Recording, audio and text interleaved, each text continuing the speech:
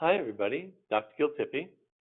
This is another of the Four on the Floor videos. This is video number 6, and we're going to spend an awful lot of time together, 4 minutes at a time. So I thought, well, I'm really going to continue to be a little more subtle with some of the things that I'm going to talk about. Um, you already have the big picture of waiting, and you already know about how to slow things down, hold the space, make some affect happen, be bright. And today, I was thinking while I was baking a birthday cake for one of the members of my family about how to work through these things. Now, as you can imagine, baking a birthday cake with me is infuriating sometimes because I'm always saying, I don't know, what do you think we should do next? I have no idea. Well, and I thought, sometimes I've seen people in floor time, doing floor time, do something like this. When they get frustrated with the person they're working with and the person is really struggling with making a decision, they say something like, well, do you want to do this or do you want to do this? And then they have them pick. And I've seen it a lot, and I actually think when you do that, your intentions are good. You're trying to support the person and give them some choices. But I think you're dangerously close to one of the real problems in most of the world of autism intervention. One of the real problems is giving the person the idea that there is a right answer and a wrong answer, and that they have to pick the right answer, which is tremendously stressful, particularly when they don't know what to do.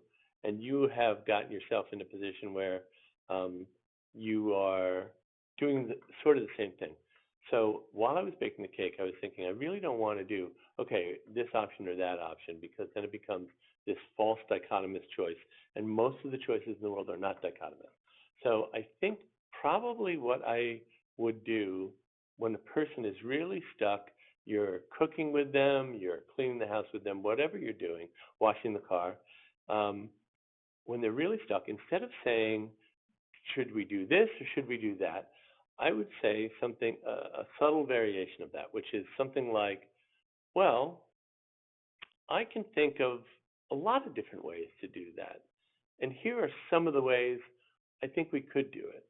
So for something as simple as the next step in getting things out for a recipe, I would maybe say something like, well, we could get the bowl out. That's one thing we could do now, or we could get the eggs out. I think both of them would be about equally good. What do you think? And that way, what you're doing is you're saying to the person, this world does not always boil down to life or death decisions. This world does not always boil down to a right and a wrong answer.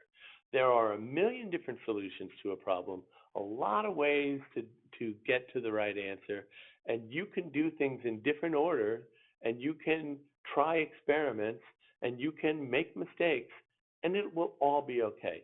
And so rather than always forcing a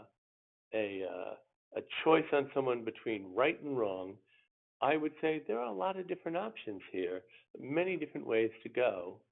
I'm wondering what you think, whether you say that at a developmental level or a language level that is less wordy, more gestural, whether you have a child who's extremely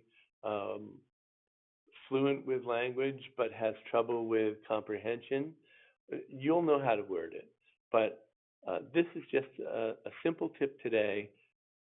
Don't get yourself caught in a false dichotomy. The world is not always like that. Offer the pathway to a million different ideas and say, you have a brilliant brain, you can do it. This is Dr. Gil Tippy. This is the Four on the Floor videos. I hope that you will be well, and I will talk to you soon.